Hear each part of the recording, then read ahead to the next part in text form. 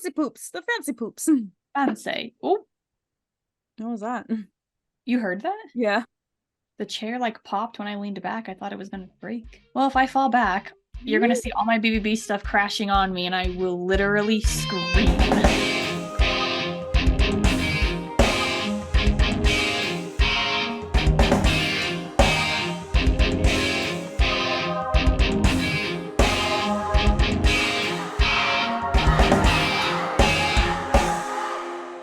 BVB Army, welcome back to our channel, BVB Army Hearts to Hearts. I am Ruth. And I am Nicole. Welcome to another spooky month episode for the month of October. Ooh, we went with classic Halloween today. Classic Halloween. If we think of classic Halloween, iconic images, we think of devils, skeleton, witches, pumpkins, and you could probably guess what we chose if for anyone who's watching. If you're listening, I have chosen The Witch. I went inspiration from the beautiful Broadway show Wicked. Which I want to point out, I absolutely love your makeup. You make literally a perfect witch. I have chosen a classic skeleton look because I like the dead look. What can I say?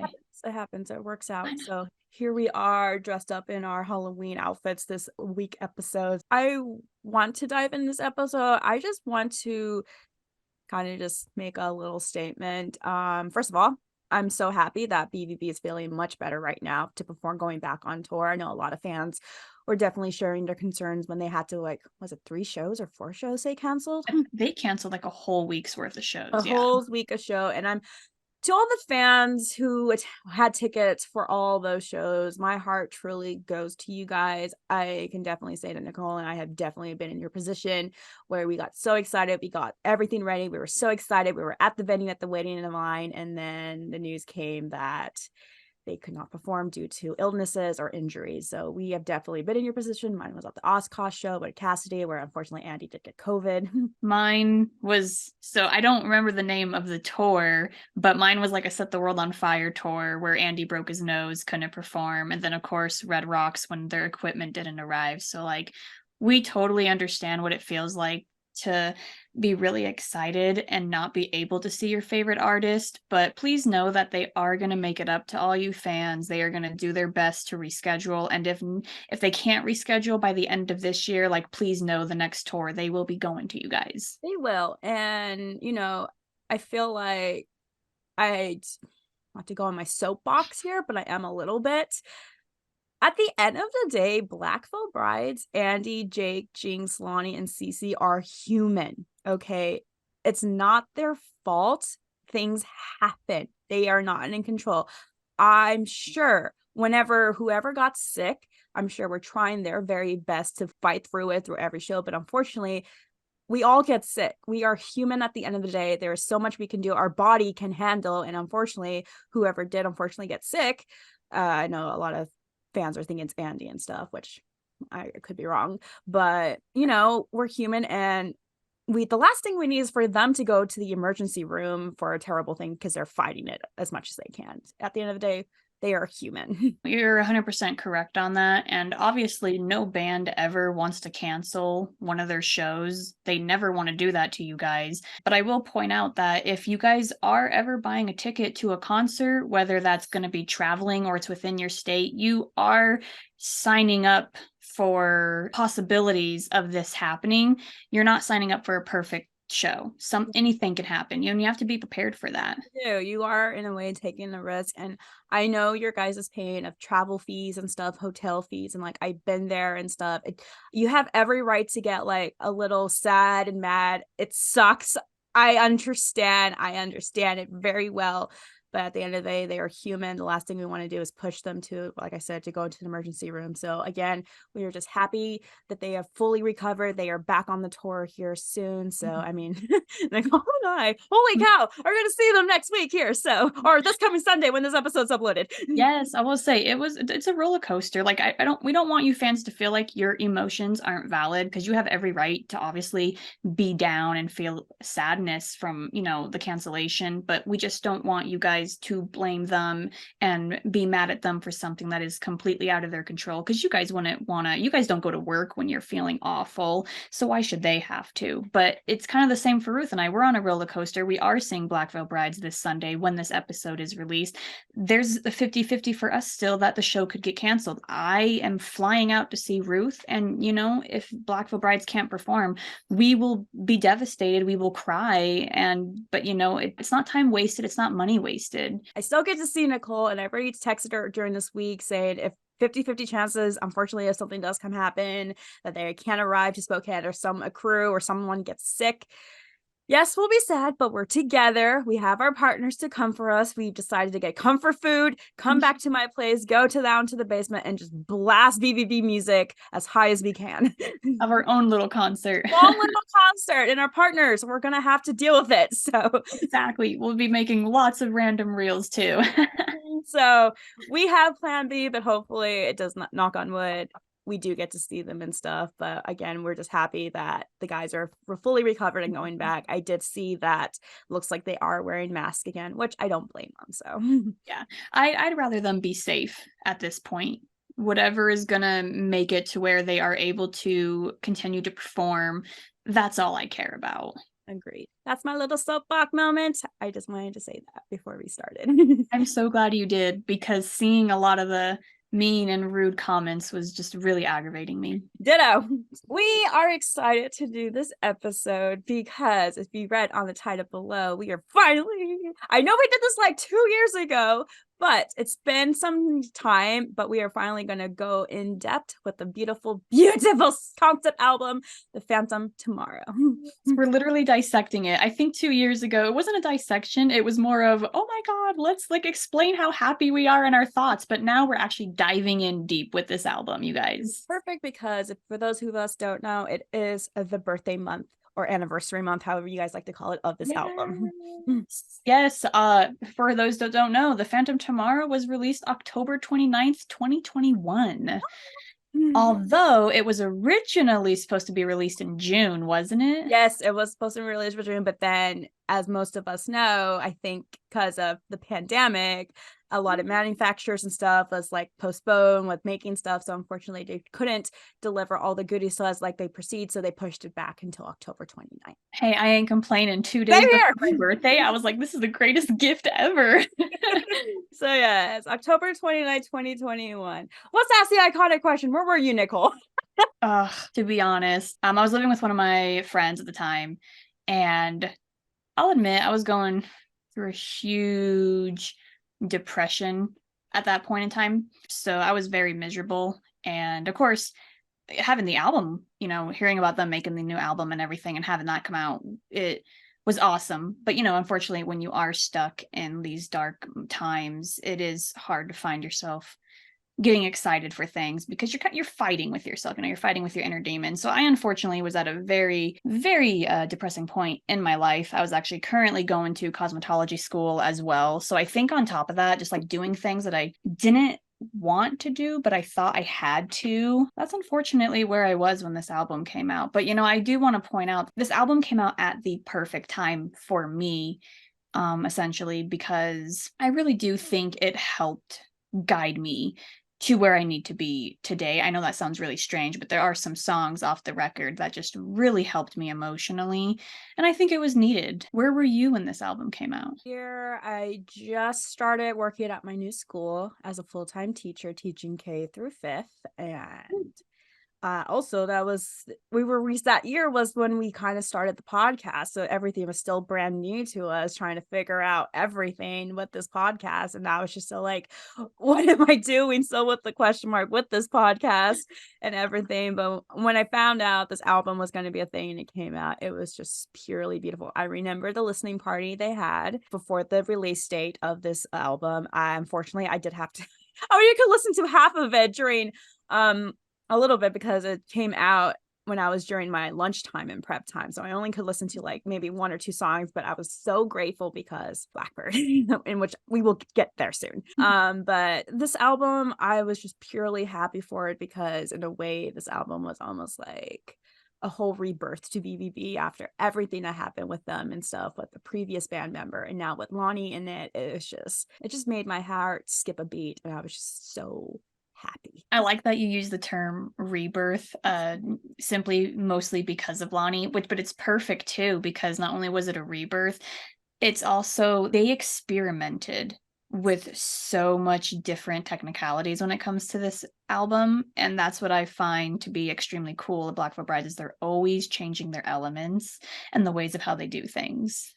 I know. I was so excited because I think when I was doing my research for this album, I read that they did an interview with Kerrang in 2020 in November, and it was announced. They announced that they're like The Phantom Tomorrow was their new Sixx album that they're working on, and it was a concept album again. And once I saw and heard concept, I'm like, Rich and Divine.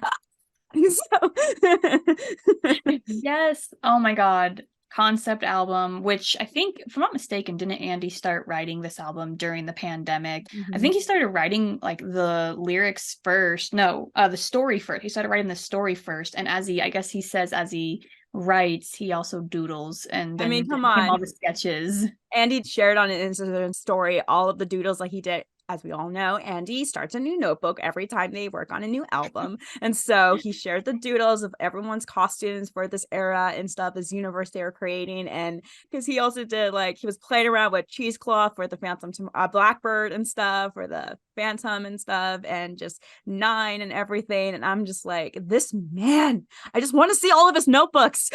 I know, right? I know he posted some things, but not everything was Not shared. everything. So I'm sure, Andy, in that notebook you have of this Phantom Tomorrow, I'm sure there's some things that couldn't happen, certain two things that is in that notebook that I want to see. We know it's a concept album, but I was reading, and I guess I never really thought of it this way, and I guess it kind of works because it goes with the name The Phantom Tomorrow, which some people might mistake for The Phantom of the Opera. This record could be labeled as a rock opera. Yes, and I did see that. I read that too as a rock opera, and I 100% agree. To be fair, when I heard The Phantom Tomorrow, it took me a while to say that instead of The Phantom of the Opera because I'm a little theater freak, a little bit, not as big as some other people, but I love it a little bit. But I'm like, not The Phantom of the Opera, The Phantom of Tomorrow. And I kept getting those confused in my head. I'm just like, stop it. I love how you were getting tongue-tied there because I hear so many fans say The Phantom of Tomorrow. The Phantom Tomorrow, The Phantom of the Opera. It's like, theater freaks, hear me out. You know my pain. No, I totally get you. It is one of those, like, it really tongue ties you because you want it's The Phantom Tomorrow, but you either say The Phantom of Tomorrow or you want to say The Phantom of the Opera. I know, I had to catch. I was like, oh. No, I absolutely, this album was a game changer for sure, and I know it brought a lot of new fans to this fandom of Phantom Tomorrow.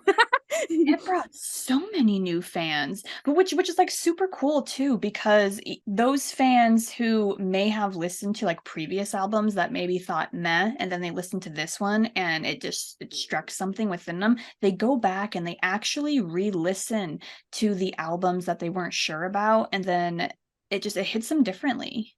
And it's like they understand the meaning behind like the songs and everything. I just remember after when the album was released and everything and listening to it for the very first time, I was in my room with the headphones, chills everywhere, crying. I know I always say crying like a baby, but this time I really was because I just got nostalgia, throwback feelings to when I listened to Wretched and Divine. Like, I just could not believe what they had given to us, all the experiments they did with the sounds and stuff, and how amazing it sounded. And Andy's voice, Jink's violin skills, Jake producing this album too. I'm just like, I felt spoiled. Well, they really outdid themselves with this album. I think that they pushed themselves harder than ever, and I think that's why this album is so freaking magnificent. And I do love the fact that it's basically almost like it feels like it's a sequel of Wretched and Divine, you know. Even though it's not like confirmed or anything, but I still I think it know. is. But Andy, come on, throw us a bone here. I know. Well, that's why it makes you wonder, is it after Wretched and Divine, before Wretched and I Divine? think it's before. Like, My theory is still before. yeah. It's just me though. No, I'm right there with you, because Wretched and Divine being post-apocalyptic, you know? I know. I know. We made several videos with the conspiracy theories and stuff about Nine and Blackbird, and then there's Fear. Watch those pass up. She's so excited, her hat flew off, her witchy magic powers. So shall we get into each song then? Yes, let's. Beautiful Phantom Tomorrow right here. There are 12 songs in total. Well, unless you count the outro or those other interludes out, but there's 12 beautiful pieces here, and we start off with the introduction, Which, I'm just saying, total major Phantom of the Opera vibes. It's got such a spooky feel to it too. That's what I really like about it. I can't describe it. It's just like, it's so beautiful. It's basically getting you ready. Like every theater, like every Broadway show, they sometimes have those in, like the Phantom of the Opera has one, and it kind of gets you ready for like what's going to happen within the show, for in this case, in this concept album, in this universe they have created. Exactly. That's the perfect way to describe that. And then it just leads in perfectly to Scarlet Cross. That was actually one of the singles released too off it the was album. I think it was the first music. Yeah, it came out first November 13th. First single. Yeah. And just like seeing that new era, I was freaking out not only because of the new BVB song, but the color scheme. I'm sorry, what? The whole red color scheme, red and black, I thought was absolutely beautiful. I never thought we'd see that. I was praying to the gods ever since high school, please have a red era and a black era. Please have a red era and a black era. Please, please, please. And every time they came up with a new album, I'm like, okay, it's not technically red, it's not technically black. My prayers have been answered. Well, and a lot of people said that like Scarlet Cross gives them vampiric vibes, I think simply because of Andy's blonde hair. I did not get that. I understand they were going for a universe of like superheroes and villains and stuff, but I also got like V from Vendetta vibes. Maybe that's just me. And your favorite, The Crow. Yes. Oh, definitely saw The Crow in there for sure. The Scarlet Cross really gave me like 80s vibes, to be honest. Like old glam rock and roll, which I really liked. And The Scarlet Cross was one of the first songs that they wrote all together. Yeah, and I think that like after they wrote it, they all kind of talked about it and agreed that that would be the perfect song to come straight after the interlude. Yes. Like it just worked out, like how they did the interlude, and then like how Jinx and Jake were working together, and then how Scarlet Cross came all together, and he's like, that's it. That's perfect. We're doing that. No, they couldn't have done it better. I can't imagine any other song coming after the interlude, to be honest. Yes. It was I was gonna say, and Scarlet Cross also has a very powerful leading bass, thanks to Lonnie. The music video Scarlet Cross is when we were first introduced to Blackbird, Scarlet, not Nine yet, but Nine's minions, I guess you can call them. So what were your thoughts on the music video? I mean, besides freaking out about the color scheme and everything, amazing.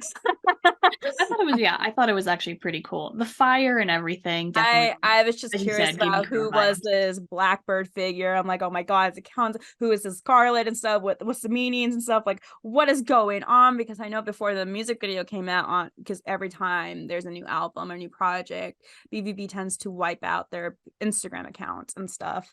And they slowly started posting like Blackbird's masks, the crow, there was the Scarlet Cross line and stuff. And I'm like, what is this? So yeah, well, and that's what made it even more confusing too, was having that single and that music video drop and none of us knowing that there's a concept album. So that's why we're sitting here like, what does it mean? Who is that? What is this? What is going on? And then when after Scarlet Cross, it was Born Again. I love Born Again. The joy of rebirth is what I got from Andy when he was talking about that song. Yes, the Rebirth song. And I think we had discussed this in one of our previous episodes when we discussed the Born Again music video. Didn't this also have like inspiration come from Dante's Inferno? Yes, it did.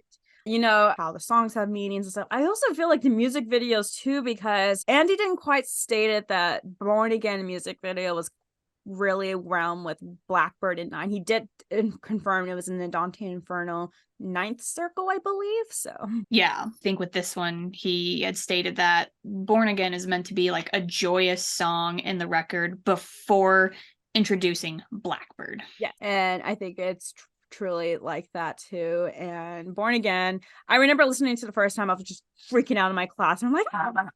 So it's such an upbeat and like impactful song, and the fact that they have played this song live, and we heard it live together. yeah. Oh, it's just a really beautiful song. It's a really beautiful song. And I honestly, before like I heard all the rest, I'm like, oh, I love this one. This one's my favorite. Let's transition to Blackbird. Take it away, Ruth. Take it away. That's your song. Blackbird. So I know in the video that we saw about Andy breaking the song, he said that Born Again and Blackbird were the two songs that he says that rebirth of the band for this album, that would say. And for Blackbird, obviously it's the character of, in this era, Blackbird. And in that point of view, he said this song is talking about the legend of the universe, about Blackbird. Who is Blackbird? Just look up to the sky and you'll see the Blackbird and stuff. So, and it's like Batman logo signal. But after Andy was kind of just like talking about and breaking down the lyrics, like, yeah, obviously I hold on to hope, take back your soul. It's just like, don't let like people drag you down and take things away from you, who you are, your authentic self. You like Nicole, spooky stuff. Indulge in it, embrace it. Do not let people take that away from you and take your light away from you. That is you. That is truly you. And just how he described it, and like saying like, everyone has different personalities and stuff. Everyone has different interests. That makes who you are.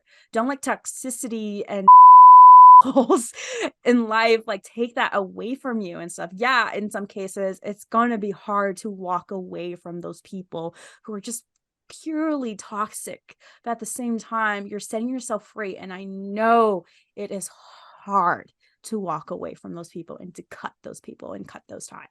I've been there. It sucks. It will hurt, but give it some time. You will heal. And like in the lyrics, I mean, hold on to hope. Literally take back who yourself is. So it's a really powerful song.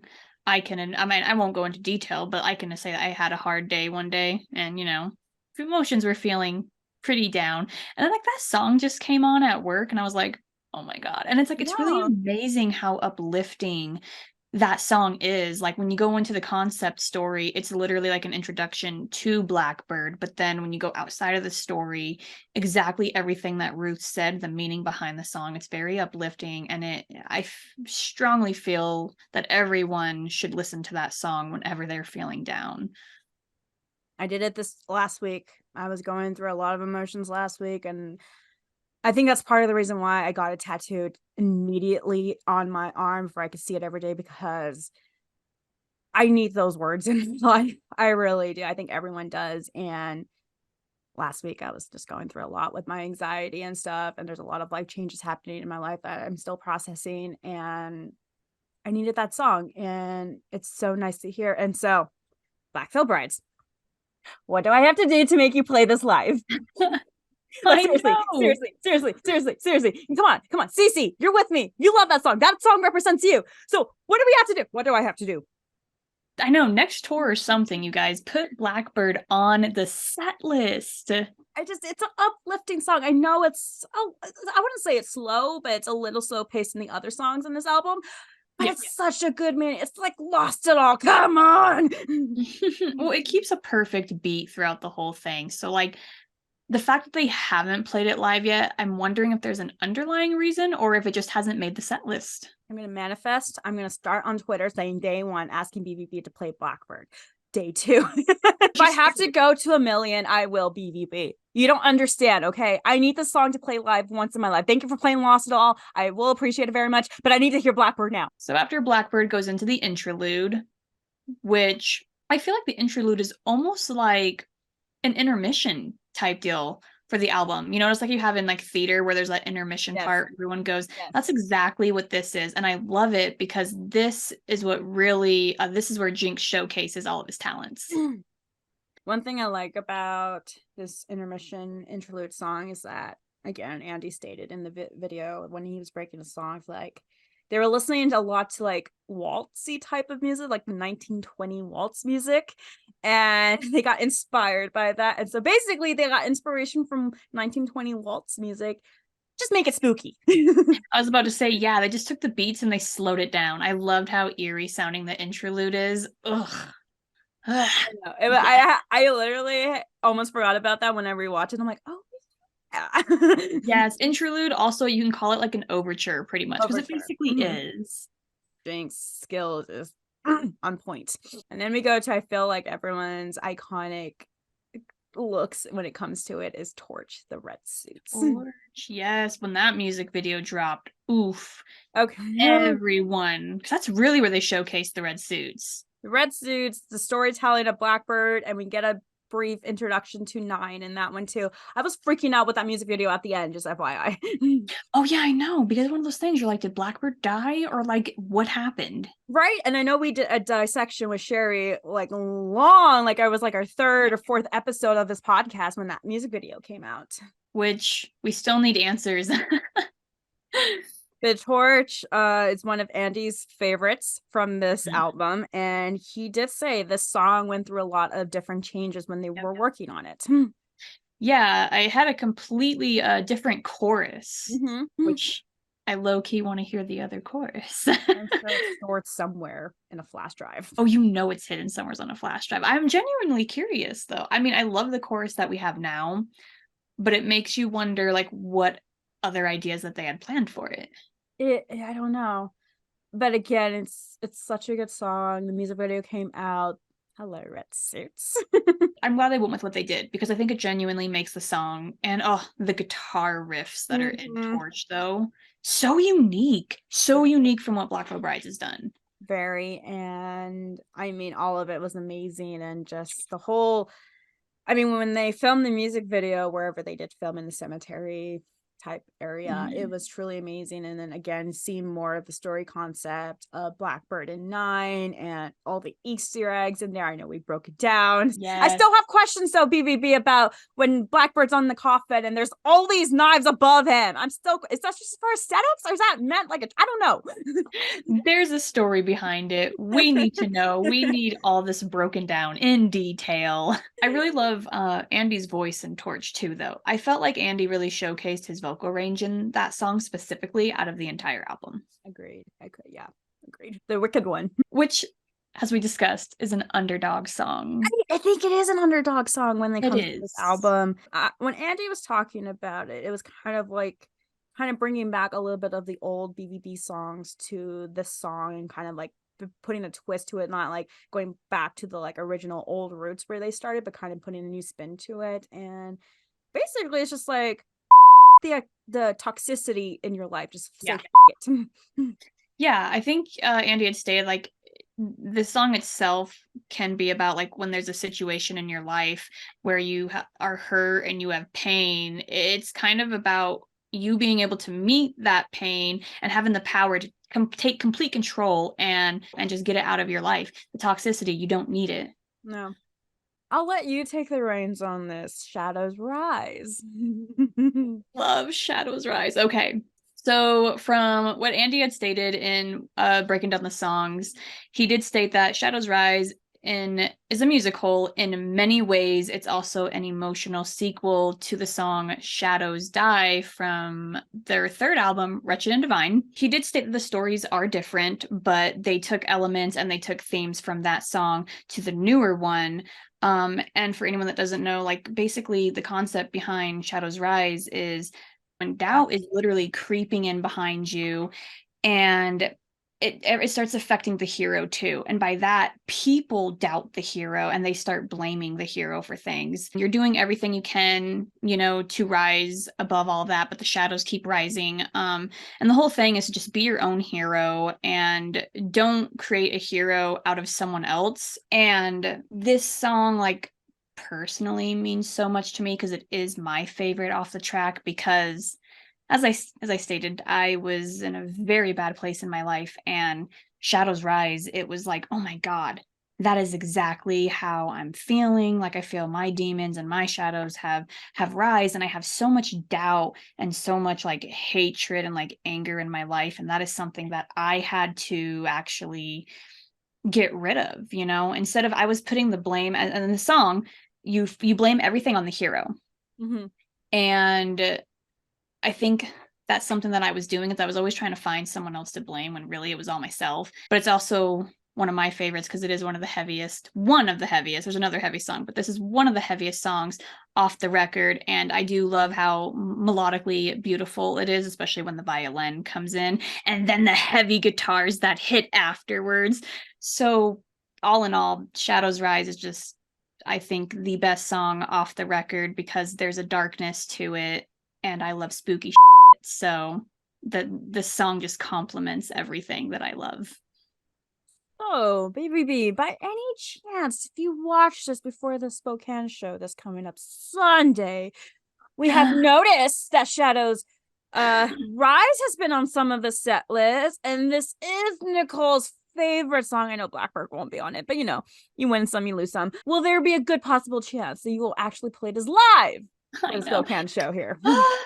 Don't get me wrong. See, when I first saw the set list, it didn't have Shadows Rise on it, which I was like, oh man, that's okay. But then when people started sharing, oh, Shadows Rise, I got really excited. But now I'm trying not to get too excited because I don't like, I would love to hear Devil live, don't get me wrong, but Shadows Rise would be everything. Don't get us wrong, BBB. We love Shadows Dies. We've heard it a lot of times actually during concerts, but Shadows Rise. And I wouldn't be mad if they played Shadows Rise after Shadows Die. I mean, that would be pretty dope. It would be amazing. It would be truly amazing. What are the chances, BVB? Spokane show this Sunday. Please. Please, I will literally evaporate if y'all don't play it. Oh, Ruth is gonna have, I'm gonna melt. Ruth will have to scoop me up into a jar. Like, I will have to scoop her up. She'll somewhat come alive a little bit when you play Lost, also. I just just start to form out of the jar. Just like a little bit, like a little. Just a little at a time. Fields of Bone. Another music video, by the way. Another music video, and that was the music video where we were first introduced to Nine. I love Nine. I know you were supposed to love the hero too, but I also love the villain. Why is that? So I do know that it went through a lot of changes to this music video. Not music video, the song. Music video, amazing. It was, yeah.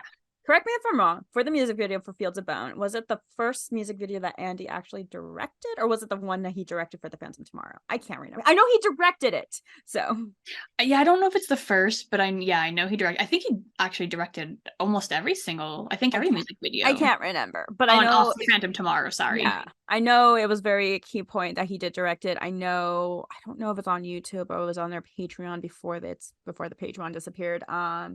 That when the music video, they went pretty old school when filming it. I remember there was a behind the scenes where Patrick, yes, built like this wooden maneuver type deal to put the camera on because they were filming the part with Blackbird and Nine.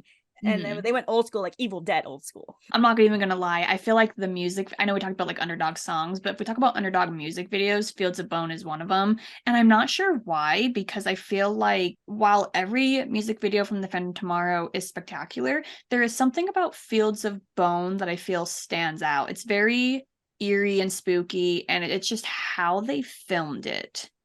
Oh, you see the battle between the two characters, Yeah, the villain, and then it's like you think the villain has won, but no, Blackbird is still alive. I know.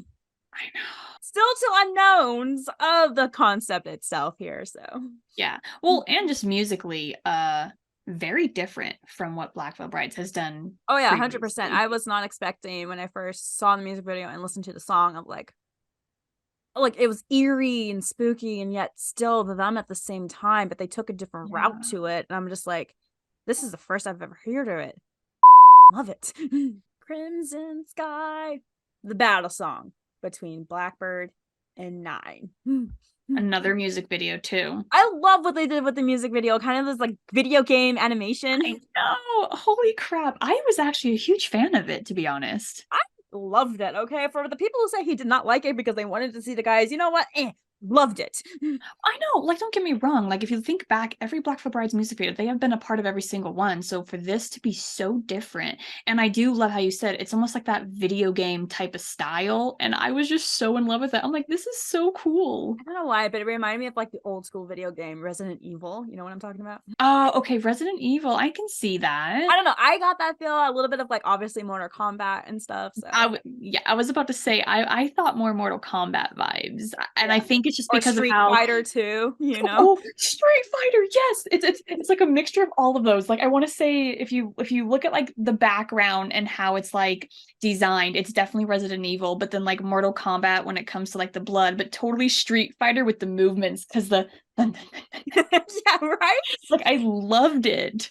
It was such a cool video. I love just everything about this song. Hearing it live is purely amazing and stuff. Crimson Skies, like it's the fight song. Like it's we take control. Dun dun dun. We know it's corrupt. Dun, dun, dun. It's like it's the pumped fight song to get you ready for the battle.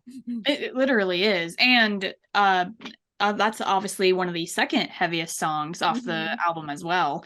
The guitar, ooh. And this is Jake has stated this several times on his Twitch stream that this is one of his favorite songs to play live. I can see why. I mean, he just gets to shred on I know, that. he's like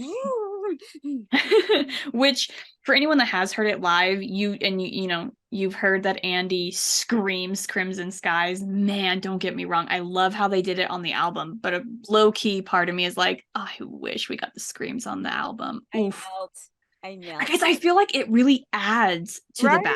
You know what I mean? Goes crazy. And I also know, yes, there was an animation and Crimson Sky music video for this, but they also did a concert type feel for the celebration of the Phantom Tomorrow for the Crimson Skies music video. Yes, that's right. There's two music videos for this. That's right. Oh my god, I can't believe I forgot that. Sorry, that's why I was like, huh? Sorry, I maybe worded it wrongly, but yes. No, you worded it perfectly. My brain just, you know, it's like dial up in here. I don't know. I like both. They're so good. Like we got obviously the first one, like the animation, more POV of the battle between Blackbird and Nine, and then we got the concert footage itself where we do get to see the guys in concert rocking out to that song, because I think that song came out when the Phantom Tomorrow album released, like the day midnight or something. I want to say that. I could be wrong though. I'm not for sure, but I'm going to take your word for it because I do think you're correct on that. I understand. No idea. I want to say it, but I'm not. Chris, correct me if I'm wrong. Let's say, guys, get the views up on both Crimson Skies music videos. They deserve to be over 1 million. If they're already at 1 million, they need to be over 1 million. Kill the Hero. I love Kill the Hero. Same here. And I have to say this because I love that Andy said it. It's exactly how it sounds. I just love the chorus, his voice, Kill the Hero. I'm just like, it makes me melt. I want to say too, I know we stated that the Wiccan one was an underdog song. I also want to say Kill the Hero is another underdog song, and I am a huge stan for it. Well, and as you just stated, the way he carries his vocals in the chorus, I'm like, holy crap, that is so magical. I love it. That would be another song I would love to hear live too from this album, is Kill the Hero. Just like that way he puts his voice in O's and just like go into the chorus and other layers. Like it just, I don't know what about it. Maybe it's just his voice. I don't know. I do like how in the concept of the era of Kill the Hero, it's like, so I think Andy explained it a little bit in the video of what rock sounds like. You know, heroes get a lot of expectations from their crowds, the followings, like to save them. They look up to them. And sometimes, you know, heroes do fail. They feel like they have failed their loved ones, their fans, or everyone, their supporters. And so that's what the Kill the Hero, it's kind of like Blackbird in the way has kind of failed and stuff, and by the leader. Yeah, which for anyone that has watched any kind of superhero movie, that should always be displayed in every single one. You know, the hero is always letting someone down because unfortunately they weren't able to save everyone, or really it could be anything. And I think the concept behind the story from what Andy said, is when people are hurt or upset, that they tend to lash out at the people around them and taking their anger out on taking their anger out at the wrong people. So that's a pretty big part of the song behind the story, I should say. And then we get to the final song, which is, I think, it's a huge staple to a lot of the Army, is Fall Eternal. The slowest song off the album. So beautiful. It's so well done. And it's so rare to get these slow songs from Black Veil Bride, so it's always a treat when we do get them. And going from the realm of it, this song is the point of view of Blackbird. Yeah. The meaning behind the song is just about finding inner strength within yourself. And I actually texted this to Nicole the other night before we were here filming. I know, you texted me that. I was like, girl, we watch the same thing. That's why I had a hunch that we watched the same thing, is because I texted her saying cry emojis, and because Andy said this what the Rock Sound interview with breaking this song. He's like, and it's never too late to learn and begin again. Black Veil Brides went out all for this album, with the album, the vinyls, the merch that the merch that we got with this. Oh, the coolest merch. I have so many shirts. Girl, I think I got one. No, maybe two.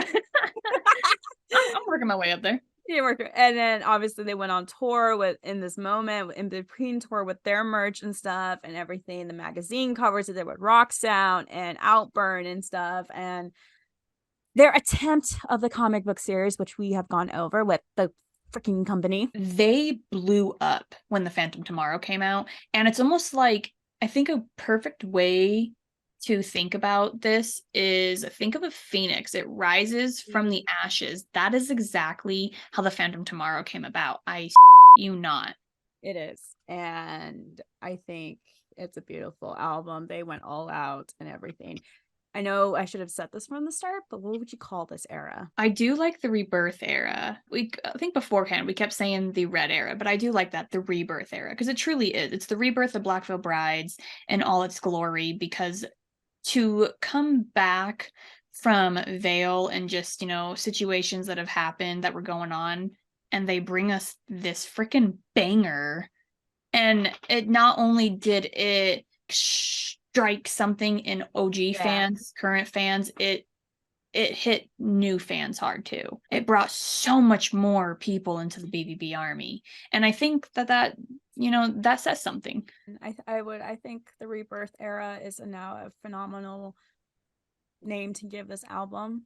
So, because you said it all. That's why it gets me excited for whatever they have in store for us next. I came out with this, I'm like, they're really going to outdo themselves. They are. Jake they have to. Teasing that it's heavy and stuff. And after their EP, The Morning, I'm like, but the cover album, obviously we can see it's Blackbird. I believe it's the same artist who did the Andy's Ghost of Ohio cover. Yes, it is. Yeah. Yes. Their name is, I'm so going to butcher this, and I apologize deeply for it. I think it's Elrain Cantor. Sure. Yeah, I don't know how to pronounce your first name. I'm so sorry if I got that wrong. But Elrain Cantor is the cover art designer of The Phantom Tomorrow, and he also did Andy Black's Ghost of Ohio. The cover albums, I love the texture of the brush strokes and how you can see all of it, honestly, of Blackbird. Oh, the detail in Blackbird's face. I mean, I know it's, technically rolled up in like bandages. Yeah. The detail in that is so fine. I just love everything about this album. I love how strong they went all out for this album, with the songs, the promotion, the music. This album had the most music videos out of all of the albums they've ever created. We got like 6 basically. No one can argue. It's 5, but 6 because Crimson Skies had 2. Two. Okay, BVB Army, for today's fan shout out actually goes to a wonderful, wonderful special fan that we saw on Twitter and stuff, that Chris Biersack shouted him out himself too. So this fan shout out goes to username on social media that I can see so far is Jimmy Sixx. He went to the Columbus, Ohio show that Chris and Amy Biersack were at too, and Chris actually snapped a photo of him and posted him on his own Twitter account, and he's wearing I think it's a Let me double check. It's the Fallen Angel shirt. Thank you. Fallen Angel shirt. He has a Stitch and war paint. And Chris said, doesn't he remind me of a young Andy Sixx type deal? And I think that was amazing. Chris, you're too humble. You honestly made Jimmy his day when you posted him on that and stuff. Like, I know he even made a TikTok video saying, I can't just believe what happened. Chris Bearsack himself even shared me on his Twitter account and stuff. So yes, fan shout out goes to you, Jimmy. I hope you had a wonderful time at that concert, meeting the band, also talking to a little bit to Chris and Amy Bearsack too. I can see just how excited you were for that day and everything, and you killed it with the war paint and stuff. And just thank you again. We noticed that you follow us on our TikTok account, so we greatly appreciate your support there. And hopefully one day we can get you on here to share your BVB story. We'll see. So fan shout out goes to you, Jimmy. You rock. Keep it going. I think that officially brings us to the end of this episode. BVB Army, the Phantom Tomorrow is going to be turning 3 this month later on. I can't believe it. Where is the time gone? It feels like it was just released. Like, I know, it was just released, and I'm still going strong with Blackbird as my favorite song from this album.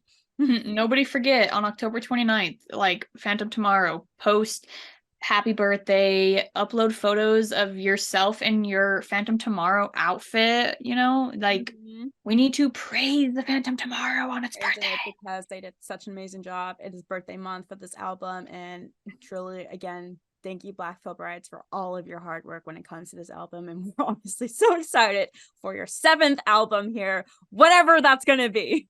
I truly cannot wait. I am so thrilled with what you guys did to the Phantom Tomorrow. I have no doubt that you are gonna release another freaking banger. And with Jake saying it's gonna be heavier, ooh, that tickles me because I'm so excited. We're so excited here. Nicole's coming over next. Literally after this episode, you guys, next episode is going to be our concert vlog. We're gonna see BVB again together here at the Spoutcast show. I'm so looking forward to having her and Hudson over here. It's gonna be an epic weekend. It's gonna be a very roller coaster of emotions for me, but I am so excited. So you're gonna see us again together in person for a BVB concert. To any fans who are going to the Spokane show, we will be there. We may have some stuff to pass up for free, so come and find us. We will, of course, we'll be doing interviews for our vlogs and stuff. So if you do see us, don't be afraid. Come say hi. We do not bite, even if Nicole has spooky, crazy makeup on. Yes, please come say hi to us. And yeah, if you want to be interviewed, like, please. I don't know how many people we're planning on interviewing, but we're hoping to get quite a bit. We're hoping to get a couple here and there, and then just enjoy the concert and knock on wood, everything goes smoothly. We get to hear our boys live. If something does happen, we do have plan B. So yes, always have a backup plan for your concerts, just in case. Just in case. But we're truly excited, and we're really hoping, Black Veil Brides, you are staying healthy and doing everything you can to not get sick again here. So please just get as much relaxation and rest as you possibly can. Take care of yourself. You guys come first. Always. Your health always comes first, no matter what. You are human. We understand. Hey, I get it. Sometimes as an educator, I work in a petri dish, for God's sake. So if you're going to BVB concerts within the next week, vitamin C, elderberry, emergency, liquid IV. Yes, do everything you can to stay healthy. Thank you guys so much for watching and tuning in. Again, our concert vlog will be up for next week. We're so excited for it. Please follow all of our social medias. We do have a TikTok and Twitter. Please subscribe to our channel, please, because you definitely want to tune in for any type of episodes we have. And we will see you guys next week with our concert vlog. So can't wait. Bye.